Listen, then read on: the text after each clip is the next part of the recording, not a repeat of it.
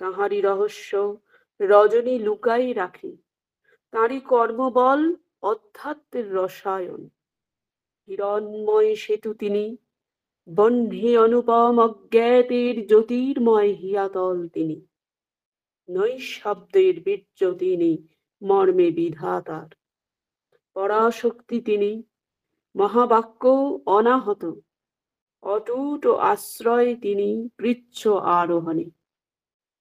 জলে সব সূর্য এই আদি সূর্য হতে, নামে এই জ্যোতি অলব্ধ অপার হতে। দূর অসম্ভব হতে দেয় হাতছানি যে আনন্দ, নামেনি কভু যে বিশ্বরাট। নিখিল প্রকৃতি মূক কণ্ঠে ডাকেই তারি, শুধু তারি। বিদুরিতে পাদস্পর্শে তার জীবনের আর্তস্পন্দ। মানুষের ক্ষীণ অন্তরাত্মা পরে গাঁথা যে বজ্র প্রলেপ, বিদীর্ণ করিতে তারে আপন বহ্নিরে প্রজ্বালিতে বদ্ধ যত হৃদয়ের তলে। হেথা সব একদিন হবে নীড় তাঁর মধুময়, বিরোধ যতেক নিয়ে আসে সুসঙ্গতি তাঁর। তাঁরই চাহি উঠে চলে জিজ্ঞাসা মোদের, ফিরে তাঁরই অন্বেষণে হৃদয়ের বেগ। নিবাস মোদের হবে অনুপ আনন্দ তাঁর, তাঁর আলিঙ্গনে দুঃখ যত হয়ে যাবে তীব্র সুখসার। তার মাঝে নিজ নিজ আত্মা সকলের হয়ে ওঠে এক আত্মা, পায় দৃঢ় স্থিতি, পায় রূপান্তর তাঁরই মাঝে অবশেষে। জীবন সার্থক হয় লোভী ঊর্ধ্ব হতে অসীম নিস্তব্ধ যত রভস নিবিড়, নিম্নেই লোভী অপরূপ দেব আলিঙ্গন। মা এবং প্রভুর চরণে আন্তরিক শ্রদ্ধা, প্রণাম ও কৃতজ্ঞতা নিবেদন করি। এই পাঠ ও আলোচনায় উপস্থিত সকল ভক্ত এবং অনুরাগী বৃন্দকে আমার সশ্রদ্ধ প্রণাম জানাই। এবার উপনিষদাবলী থেকে অর্চনা মাসিমণি।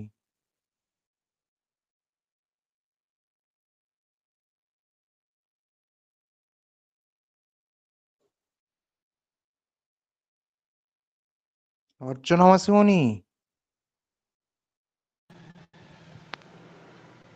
হ্যাঁ, ওটা চলেই আবার বন্ধ হয়ে গেছিল। ওম শ্রী অরবিন্দ মীরা। সমুপস্থিত সকলকে সশ্রদ্ধ সান্ধ্য অভিবাদন। আমরা ঈশোপনিষদের আলোচনার যে অংশে রয়েছি সেটি মন্ত্র পাঠান্তে মন্ত্রের অন্তর্নিহিত ভাবকে পরিপুষ্ট করার জন্য বিশেষ বিশেষ কয়েকটি শব্দের উপর আলোচনা। প্রভু শ্রী অরবিন্দ এই আলোচনা প্রসঙ্গে এখন আমাদের নিয়ে গেছেন মোটামুটি সপ্তম অষ্টম মন্ত্রের কাছে, যেখানে আত্ম উপলব্ধির কথা বলা হয়েছে। আজকের পাঠ আমরা আরম্ভ করব ৯৮ পৃষ্ঠার একটি নতুন শীর্ষক থেকে। সেটি হলো আত্ম উপলব্ধির ক্রম পর্যায়। এর পূর্বে আলোচনা চলছে কিন্তু সেই সচ্চিদানন্দ প্রসঙ্গে, এবং সেই প্রসঙ্গ ক্রমে যেভাবে আসছে সেখানে বিগত দিনে আমরা একটু পাঠ করার চেষ্টা করেছিলাম আত্ম উপলব্ধির শর্তগুলি।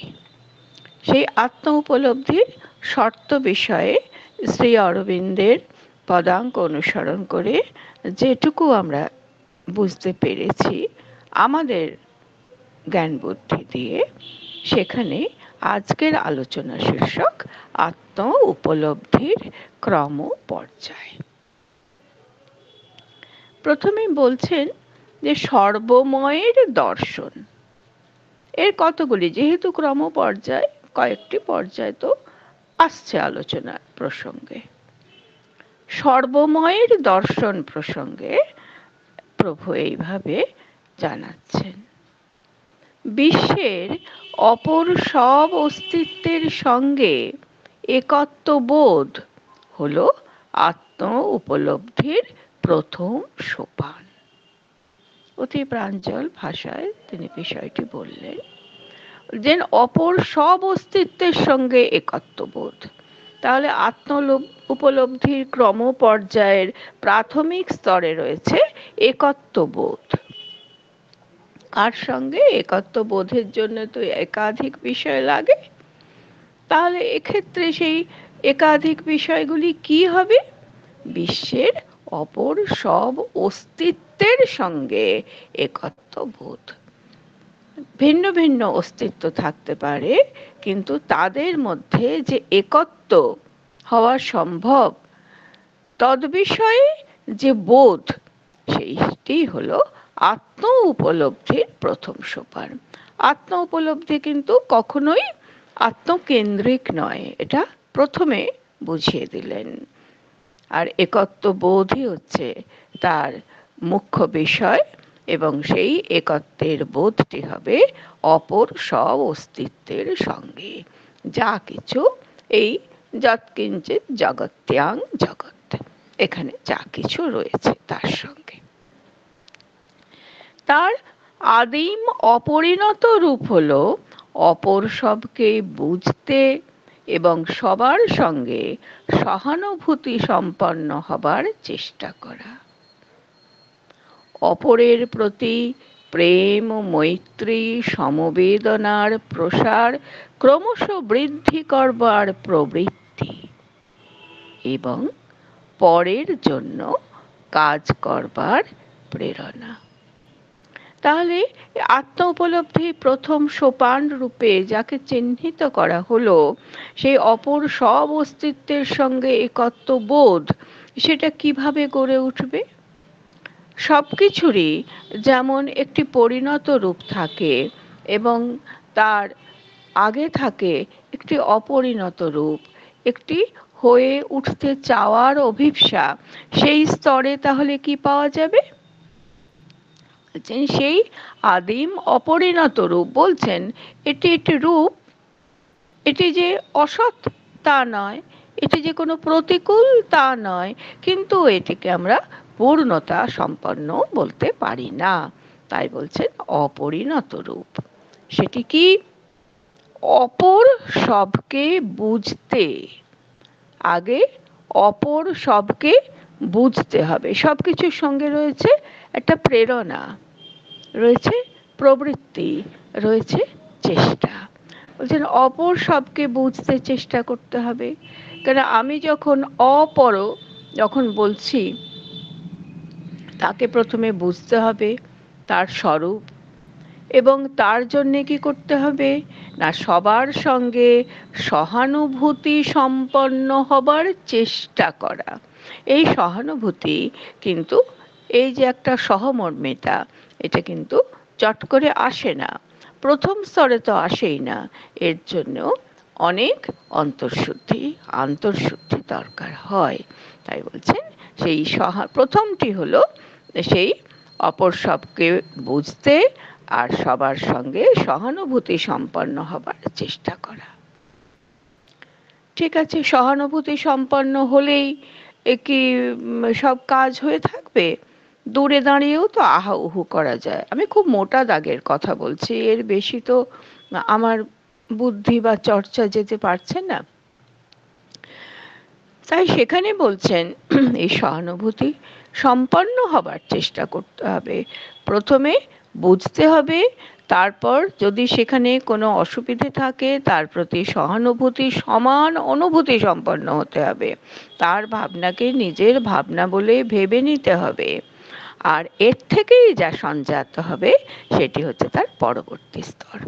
সেটি হলো অপরের প্রতি প্রেম মৈত্রী সমবেদনার প্রসার ক্রমশ বৃদ্ধি করবার প্রবৃত্তি। এখানেও কিন্তু একটা ক্রম অনুসৃত হচ্ছে, লক্ষ্য করি আমরা। যে অপরের প্রতি আমার থেকে আলাদা, যে স্বার্থ থেকে যা অপর পৃথক, তার প্রতি প্রেম মৈত্রী এবং সমবেদনা, কারণ সহানুভূতির সঙ্গে কিন্তু সমবেদনা, এই সমত্বের দুটি হচ্ছে একেবারে তুঙ্গ শীর্ষ বলা যায়। সেইখানে প্রেম ও মৈত্রী সমবেদনার প্রসার ক্রমশ বৃদ্ধি করবার প্রবৃত্তি। একদিন সকালে উঠে সবকিছু হবে না, তার জন্যে একটি ক্রমান্বয়ে পর্যায়ের ভেতর দিয়ে যেতে হবে। তবে বৃদ্ধি করবার প্রবৃত্তি অটুট থাকতে হবে। তাহলে দেখা যাচ্ছে অপর সবকে বুঝতে হবে, সবার সঙ্গে সহানুভূতি সম্পন্ন হবার চেষ্টা করতে হবে, আর সেই সকলের প্রতি প্রেম মৈত্রী সমবেদনার প্রসার ঘটাতে হবে এবং সেটিও ক্রমশ বৃদ্ধি করতে হবে। সে বৃদ্ধি করার প্রবৃত্তিকে লালন করতে হবে, এটাই সব থেকে বড় কথা। তারপর তো সে বৃদ্ধি আসবে। আর পরের জন্য কাজ করবার প্রেরণা, এতগুলো জিনিস কেন দরকার? বিষয় হচ্ছে সর্বময়ের দর্শন। সর্বময়কে যদি প্রত্যক্ষ করা যায়, যে কোনো রকম প্রত্যক্ষই হোক,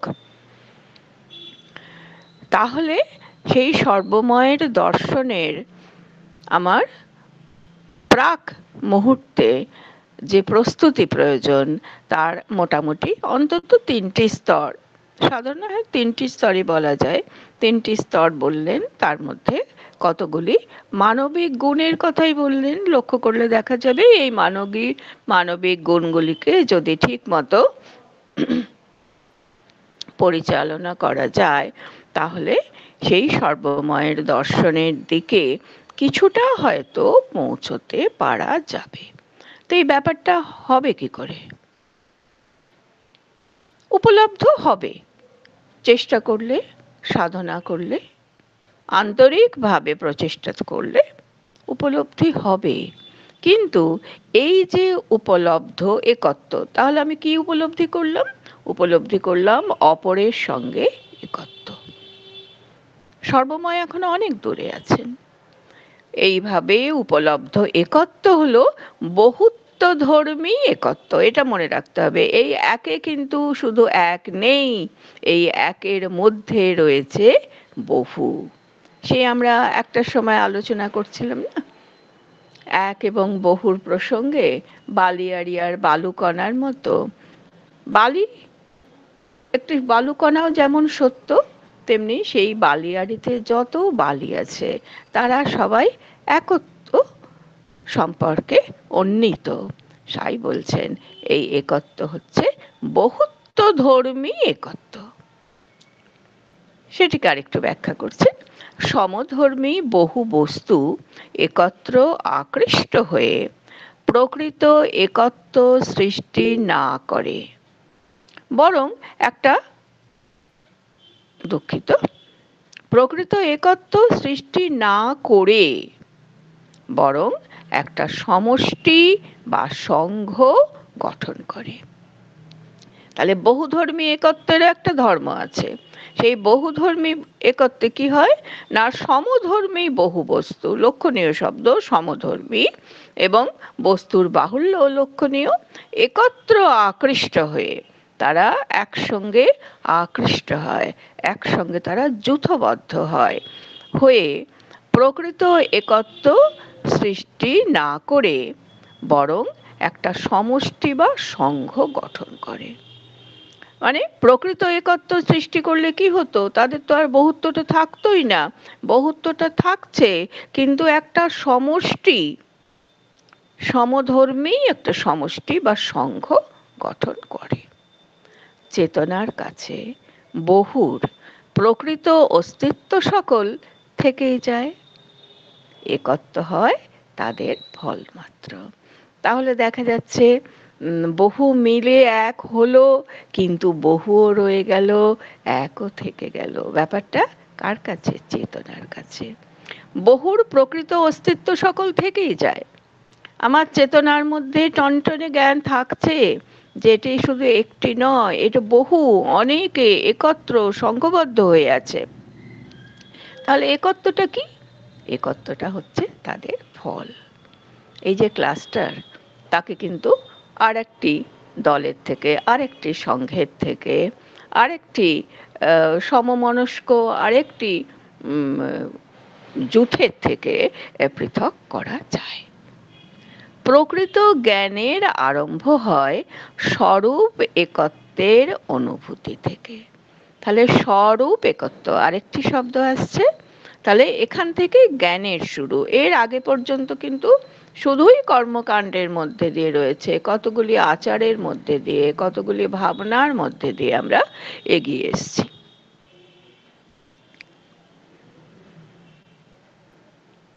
যেন এক জড়, এক প্রাণ, এক মন, এক আত্মা বহু বিগ্রহে ক্রীড়ায় ব্যাপৃত। তাহলে এই যে জ্ঞানটি যখন হচ্ছে, সর্বময়ের দর্শন প্রাপ্তির দিকে যখন জীব এগিয়ে যাচ্ছে, তখন সেই ব্যাপারটা আসছে কোথা থেকে? তার শুরু হচ্ছে স্বরূপ একত্বের অনুভূতি থেকে। সবকিছুকেই তার এক বলে মনে হবে, একের সঙ্গে অন্বিত বলে মনে হবে। যেন ব্যাপারটা হচ্ছে এক জড়, জড় প্রাণ মন সবই রইল, আত্মা, এক আত্মাও রইল, কিন্তু তারা বহু বিগ্রহে, অনেক প্রতিমায় ক্রীড়ায় ব্যাপৃত। আজকে না এখানে রাখি, কারণ জয়ন্তিকাদি রয়েছেন, আমি দেখেছি। এরপরে প্যারাগ্রাফ পড়তে গেলে একটু দেরি হয়ে যাবে। সকলকে প্রণাম, শ্রদ্ধা। এই অর্চনা দি, তোমার বলাটা তুমি যেরকম বলছিলে বলো না। না,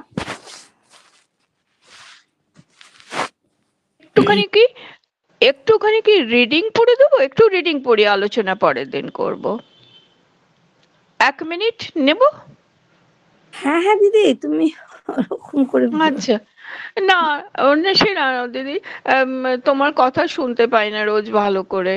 না না, ঠিক আছে আচ্ছা ঠিক আছে, আচ্ছা, ঠিক আছে ঠিক আছে। জয়ন্তিকাদের অনুমতি ক্রমে আমি আর একটু শুধু পড়ে নিচ্ছি। তখন তো প্রকৃত জ্ঞানের আরম্ভের কথাটি তো বলে দেওয়া হলো, এক জড়, এক প্রাণ, এক মন, এক আত্মা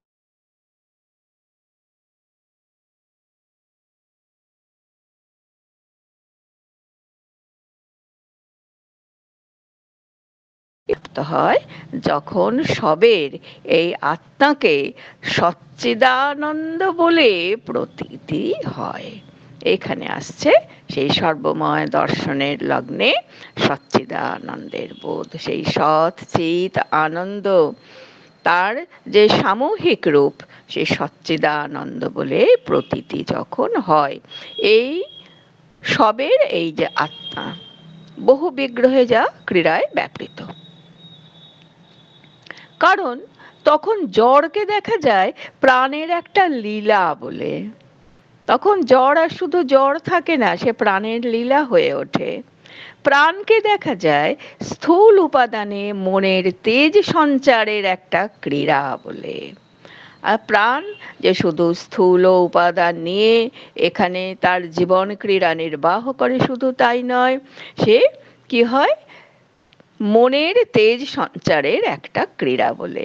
তাহলে দেখা যাচ্ছে জড় হচ্ছে প্রাণের লীলা, প্রাণ হচ্ছে মনের তেজ সঞ্চারের ক্রীড়া, আর মনকে দেখা যায় সত্যের বা বীজ ভাবনা ঋতচিতের বিচিত্রভাবে সত্তার তত্ত্বকে সম্ভবপর সকল মনোময় রূপে প্রতিরূপিত করবার একটা খেলা বলে। এইভাবে একটা বিশ্ব সাথে যোগে বিহার কিন্তু চলছে। জড় হচ্ছে প্রাণের লীলা, প্রাণ হলো মনের তেজ সঞ্চারের ক্রীড়া, আর মন হলো ঋতচিতের সত্তার তত্ত্বকে মনোময় রূপে প্রতিরূপিত করবার একটি খেলা। আর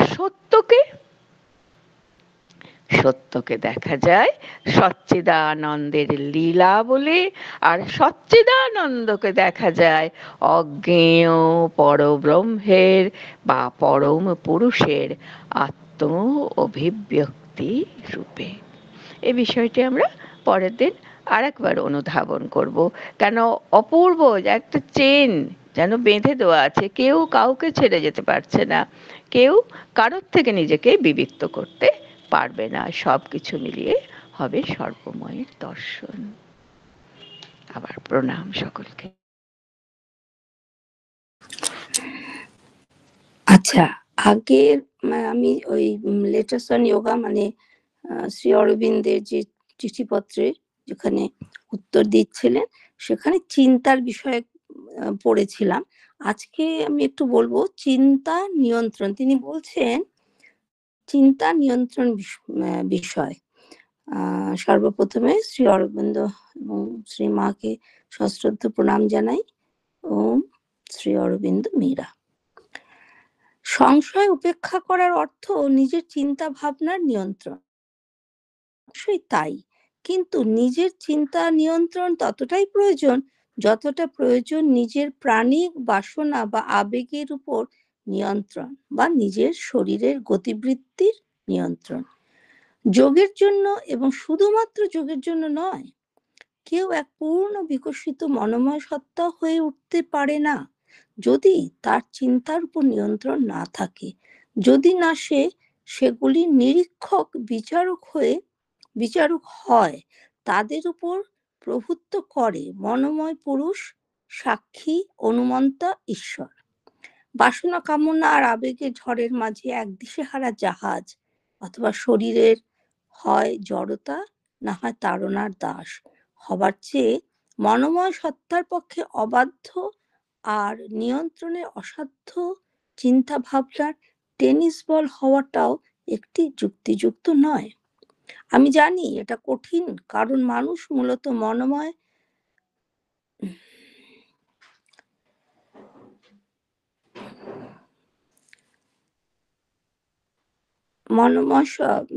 তারুণ দাস মনোময় সত্তার পক্ষে অবাধ্য আর নিয়ন্ত্রণে অসাধ্য চিন্তা ভাবনার টেনিস বল হওয়াটাও এখন যুক্তিযুক্ত নয়।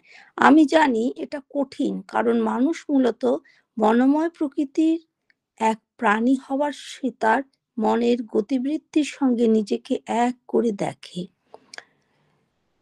এবং মনের ঘূর্ণাবর্তের আবর্ত ও ঘূর্ণি থেকে সঙ্গে সঙ্গে নিজেকে বিচ্ছিন্ন করতে বা মুক্ত থাকতে পারে না।